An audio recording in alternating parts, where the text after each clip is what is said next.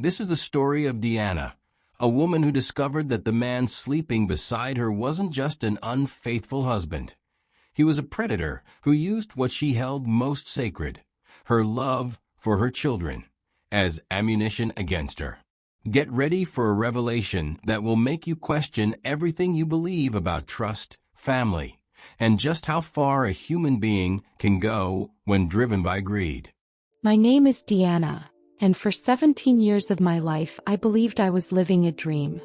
Today, looking back, I realize I was trapped in a nightmare so well crafted that I helped feed it myself. You know when you're absolutely certain of who you are? I was. At 24, I graduated with honors in jewelry design.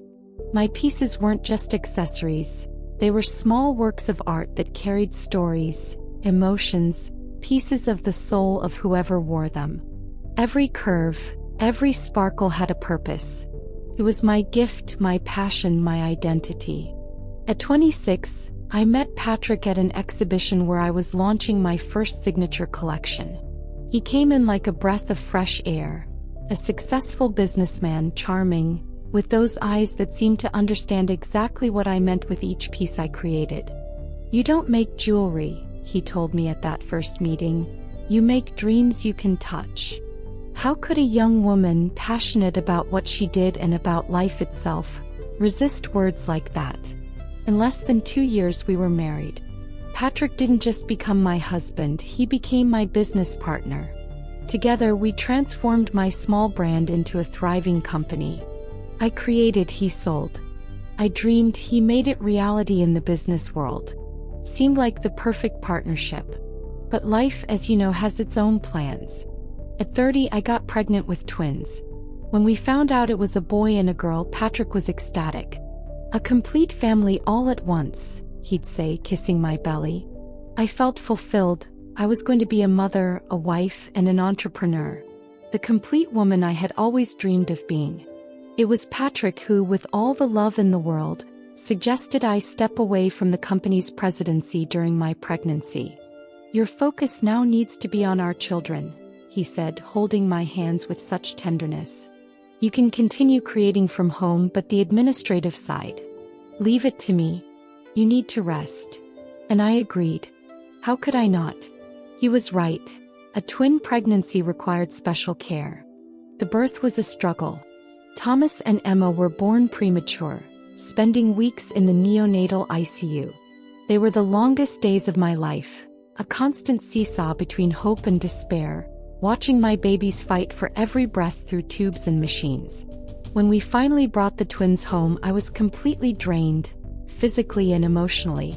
The sleepless nights, the double feedings, the endless bouts of colic. Patrick tried to help, but according to him, the work at the company was more demanding than ever. That's when the darkness arrived. Postpartum depression swallowed me whole like a tidal wave. Some days I could barely get out of bed. I would look at my children and feel an immense love, but at the same time, an exhaustion that seemed to suck all the life force out of me. It was as if a thick fog had enveloped my mind, turning every simple task, changing a diaper, making a bottle, into an insurmountable mountain. Patrick was so understanding.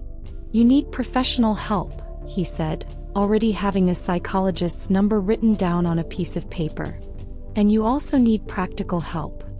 That's how Melissa came into our lives. She was 24, a recent design graduate and an intern at our company. Stunning, full of life, with a smile that lit up any room. "She can help with the sketches while you get back on your feet," Patrick explained. "And she can also give you a hand so you have someone to talk to and get your mind off things while you do what you love most, creating your collections." Melissa was perfect, always concerned for me and the kids.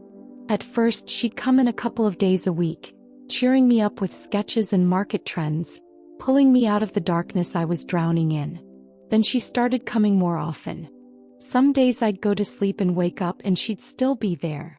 She managed the household, guiding the staff with the twins as if they were her own, organizing our entire routine, and still finding time to develop sketches for my creations. "You're so talented, Deanna," she would say while I was nursing the babies. "I want to learn everything from you." But what I didn't know was that the betrayal was coming from someone much, much closer. For months, this was our routine. I focused on my recovery and caring for the kids, while Melissa handled the company's creative demands. She was an angel to me during that incredibly difficult time. Patrick split his time between the business and our family. It felt like little by little I was finally finding my footing again. But there was something off. Something I couldn't quite put my finger on. My son Thomas was different from Emma right from the start. While she was a sociable baby who smiled at strangers and reacted to stimulation, Thomas seemed to live in a world of his own.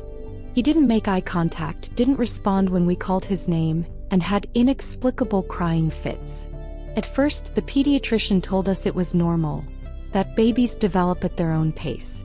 But as the months went by, the differences became more and more pronounced. It was Patrick who insisted we see a specialist. He insisted we go to the one a great friend had recommended to him. But who was this great friend? And since when did he share such private details about our family with anyone? When the twins turned 2 after a battery of exams and consultations, we received a diagnosis that changed everything. Thomas had severe autism. The doctor's words echoed in the room like a final verdict. He will need specialized care for the rest of his life. He'll likely never be independent. This is a very serious case. I completely broke down. Not because of my son's condition, I would love him no matter what, but because of how the diagnosis was delivered, as if Thomas was a burden, a problem to be solved. Patrick reacted even worse. My pain was intense, but I had no idea what would come next, hand in hand with Thomas's diagnosis. Within the same week of that devastating news, he asked for a divorce.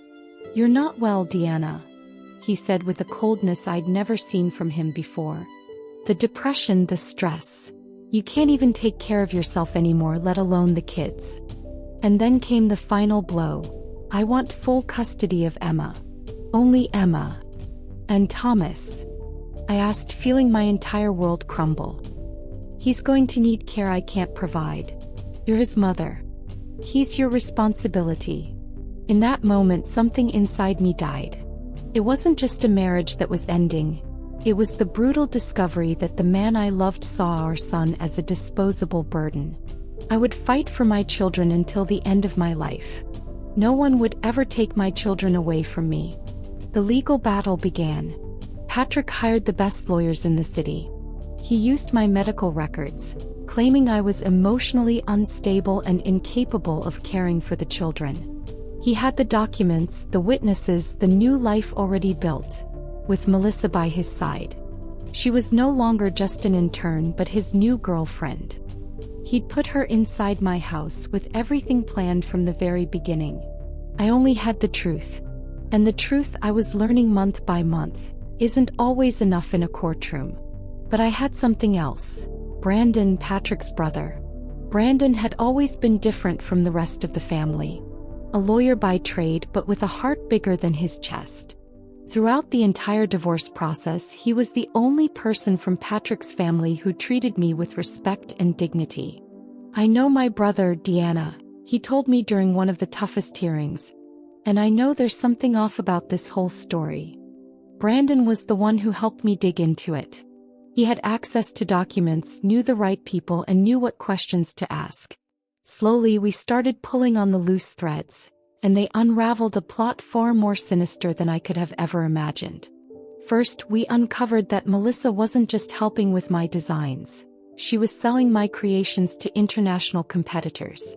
Designs I had developed years before were showing up in major European brand collections, signed with her name. Then we found strange financial records. Large transfers to accounts we didn't recognize, payments to consulting firms that had never done any work for us. But on one exhausting afternoon, with the entire office turned upside down, something shifted. A box arrived, and when we opened it to find the recordings, everything finally clicked into place. Brandon had managed to get into Patrick's office and set up small voice recorders.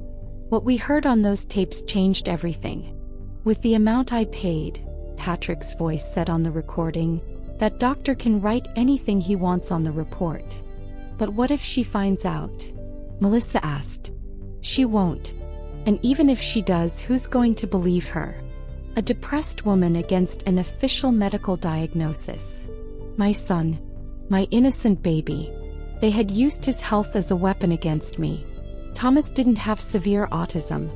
He had traits on the spectrum, yes, so many kids do, but nothing that would stop him from having a normal, full life.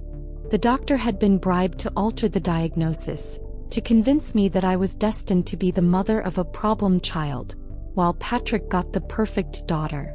But in the end, the court took both my children from me, tearing me apart from the inside. The discovery destroyed and rebuilt me at the same time. It was months of silent investigation. Brandon and I gathered evidence, recordings, bank documents. Every new piece of evidence was a stab to the heart, but also a step bringing me closer to the truth. And then that day finally came. A plain, rainy day when the mail carrier rang the doorbell. A plain manila envelope with no return address. Inside everything. Bank statements detailing the payments to the doctor, copies of the contracts for the sale of my designs, and a thumb drive with hours of damning recordings. But the most devastating piece was a video. The doctor who had diagnosed my son in his own clinic, detailing the scheme to someone who seemed to be making an anonymous report. The boy has mild traits on the spectrum, he said on the video. Nothing serious, nothing to stop him from having a normal life. But the father paid a substantial amount for me to write a more dramatic report. He said it was to protect the child from an unstable mother. I watched that video 10 times before I could fully process what I was seeing. My husband had paid for them to lie about our son's health. In that moment, sitting on my living room floor with that envelope spread all around me, I stopped being a victim.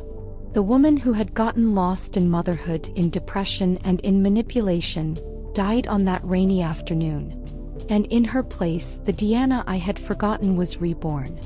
The following Monday, I turned over all the evidence to the authorities. Not just for the custody case, but as a criminal complaint for forgery, fraud, and corruption. The fallout was immediate. Patrick tried to deny everything, claiming the recordings were fake, that I was desperate and making up stories. Melissa simply vanished. She left town the same day the accusations went public. But the truth, when it finally comes to light, has an irresistible power. The doctor confessed everything in exchange for a reduced sentence. Patrick was indicted on multiple counts. And I, after nearly 2 years of a grueling battle, regained not only custody of my children but also the presidency of my own company. The day the judge announced the final decision was one of the most emotional of my life. Thomas and Emma ran into my arms in the courthouse hallway. 4 months, they had been forced into supervised visits, believing their mom was too sick to care for them. "Is Mommy better now?" Emma asked, her little blue eyes searching mine. "Mommy has always been well, my love," I told her. "Now you're going to see that every day." And Thomas, my special, sensitive but perfectly capable boy, hugged me in his own way, whispering softly, "I knew you'd come back." Reassuming control of the company was like finding a part of myself that had been amputated. The employees who had stayed loyal throughout that entire time welcomed me back with applause. I discovered that many of them knew something was wrong, but they had no proof or power to act on it. I launched a new collection that same year, Renaissance. Each piece told a story of resilience, of female strength, and of new beginnings. It was a runaway success, not just commercially but emotionally. Women from all over the world sent me letters sharing their own stories of rebirth. Life slowly but surely found a new rhythm. Thomas began therapy with real professionals who confirmed he was indeed on the spectrum, but with a completely different prognosis than the one we were given. He's a brilliant, sensitive child with his own unique quirks, and he has a promising future ahead of him. Emma adapted quickly to our new routine. Kids have an incredible ability to adjust when they feel they're in a safe and genuine environment. And I discovered that the woman I thought I'd lost in motherhood never truly disappeared. She was just waiting for the right moment to re-emerge, stronger and wiser than before. But every story of resilience has its ultimate final test. Mine arrived a year later. It was a Sunday afternoon and I was in the garden with the kids when the doorbell rang. I opened the door and there was Patrick. He looked different. Too thin in wrinkled clothes, his hair a mess. He was holding a gift box and his eyes, the same eyes that once made me believe in tangible dreams, were red and desperate. "Deanna," he began, his voice choked with emotion. I lost everything. The company, the criminal charges. Melissa left me the moment the money dried up. I have nothing left. He paused as if gathering the courage to continue. But I never lost my love for my kids. For our kids. Thomas and Emma are all I have left in this world. Please, can you forgive me? Can I come home? For a moment I was silent. I looked at the man who had been my husband, the father of my children, and also the architect of my destruction. I felt a mix of emotions, anger, sadness, compassion, but above all, peace. "Patrick," I said, keeping my voice calm and firm. "I forgive you." I saw his eyes flicker with a spark of hope for a second, but I continued. "I forgive you because holding on to anger and resentment would be like drinking poison and expecting you to die. I forgive you because my kids deserve a mother who is free from the past and focused on the future. I forgive you because it's the only way for me to be truly happy." He took a hopeful step forward. "But," I continued, "forgiving doesn't mean forgetting. Forgiving doesn't mean accepting. And it most certainly doesn't mean allowing you to tear down what I worked so hard to rebuild." I took a deep breath before continuing. "You used our son's health as a weapon against me. You tried to steal not just my company and my identity, but my right to be a mother to both of my children. Those are wounds that have healed, but the scars will remain forever." Patrick's head fell. "You can and should be a father to your kids," I told him. "They need you and you have every right to love them and be present in their lives. But it will be on the terms the court established, with all the necessary precautions, and respecting the new life I've built." I looked directly into his eyes. "This is no longer your home. My life has moved on. And as much as I forgive you as a person and as the father of my children, the man who was once my husband died the day you decided to destroy our family out of greed and selfishness." He wept right there at my door. And for the first time in years I felt only compassion. Not pain, not anger, not fear. Just the serenity of someone who has made peace with the past and is ready for the future. "Take care, Patrick," I said, beginning to close the door. "And when you're ready to be the father that Thomas and Emma deserve, not the father you think they need, but the father they truly deserve, they'll be here." Today, 3 years later, I can say that I am a complete woman. Not because I have an incredible man by my side. Although Brandon, the brother-in-law who became my best friend and who knows maybe something more, is a constant and loving presence in my life. Not because my company is thriving. Although it's gratifying to see my work get worldwide recognition. I am complete because I discovered that a woman's strength isn't in who stands beside her, but in what she's capable of rebuilding when everything is stripped away from her. I am complete because my children are growing up in a home where truth is valued above all else, where Thomas is celebrated for exactly who he is, and where Emma learns that being a woman means being strong, independent, and compassionate. I am complete because I learned that forgiving is an act of personal liberation, not a favor we do for those who hurt us.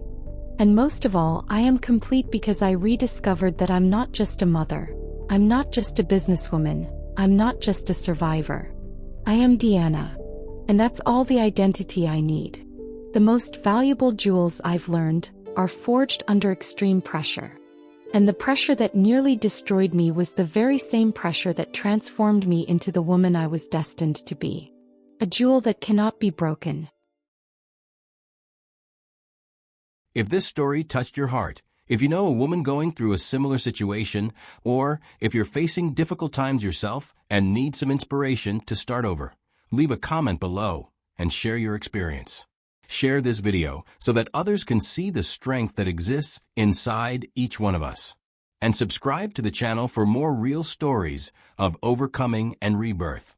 Remember this, you are stronger than you think, and even in the most difficult situations, there's always a way to start over.